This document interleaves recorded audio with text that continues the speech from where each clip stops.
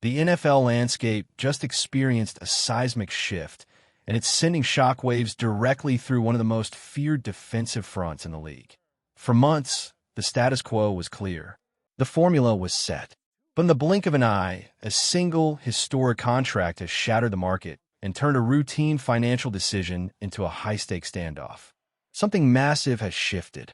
A new gold standard has been established, and it has fundamentally changed the math on how a franchise builds and pays for dominance.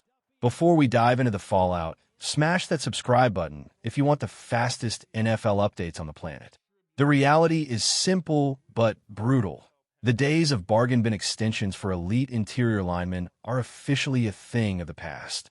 When the Tennessee Titans handed a monster 3-year, $105.8 million extension to their defensive anchor, they didn't just pay a player.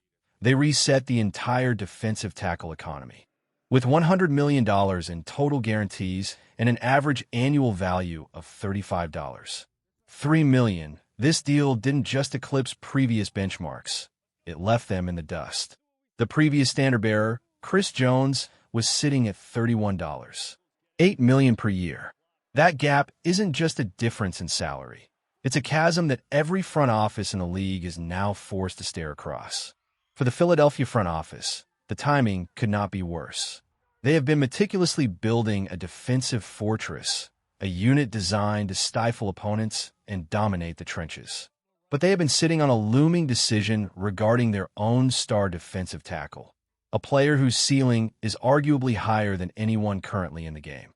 By waiting, the team may have walked right into a financial trap they didn't see coming. The core philosophy of a winning organization is simple. Get ahead of the market before the market gets ahead of you. It's about securing the cornerstones of your franchise in the early spring, long before the numbers go haywire.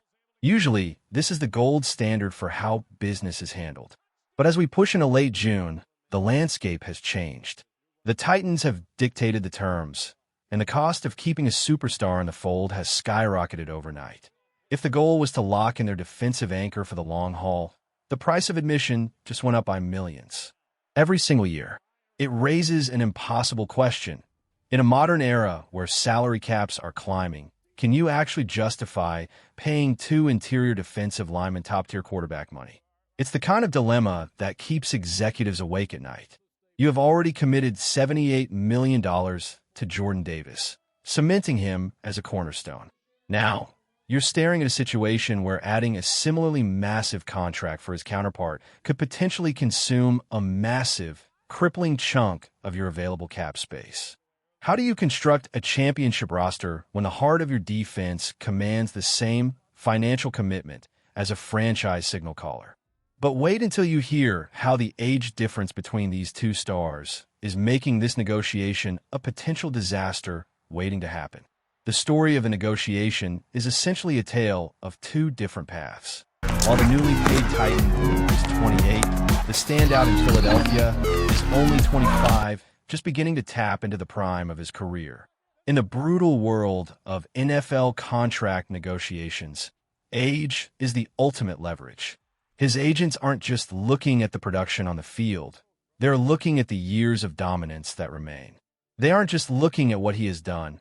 They're positioning him for what he is going to do. Who truly holds the cards here? The front office trying to remain fiscally responsible, or the young, explosive powerhouse who knows he's one of a kind? Who is to blame if this standoff results in an ugly departure? Drop a name in the comments and let me know if you think they'll reach a deal or if this is destined for an exit that will haunt the franchise. There's a sliver of hope in this financial storm, though. The NFL salary cap is currently blooming, shattering expectations and clearing the $300 million threshold for the first time in history. With new TV rights, an influx of international game revenue, and a media strategy that is aggressively growing the sport, the total pool of money is expanding at an astronomical rate.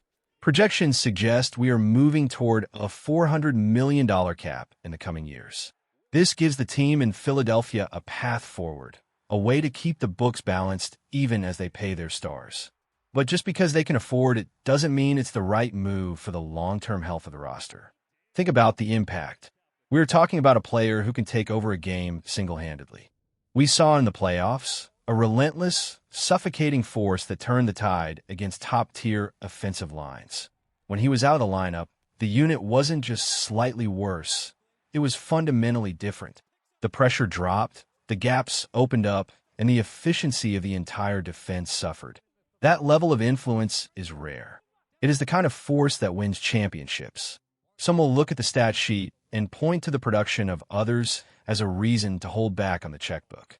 But those arguments ignore the reality of double and triple teams. When the offense commits 2 or 3 blockers to one man, they aren't just stopping one player. They're choosing to lose the game. That is the true value of the superstar. It really dictates It's the not defense. just about the sacks. It's about the chaos created for everyone else. And then, just when you think you've got it all figured out, a wild card scenario emerges that has the entire league buzzing. Whispers of a proposed trade have surfaced. A hypothetical deal that would send this superstar to the San Francisco 49ers. The history between these two fan bases is deep, bitter, and raw. There is no love lost here.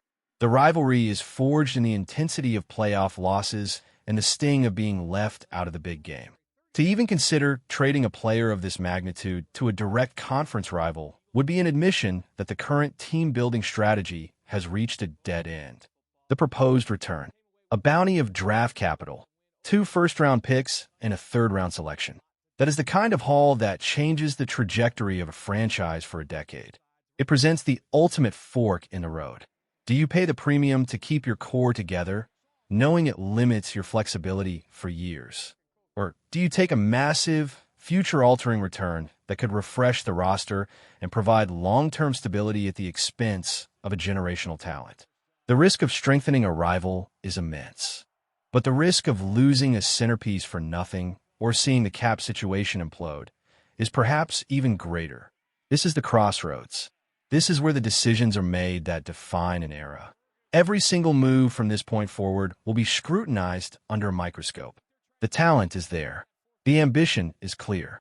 But the financial puzzle they have to solve is unlike anything they have faced before. The saga is far from over. In fact, it feels like we're only witnessing the opening act of a much larger struggle.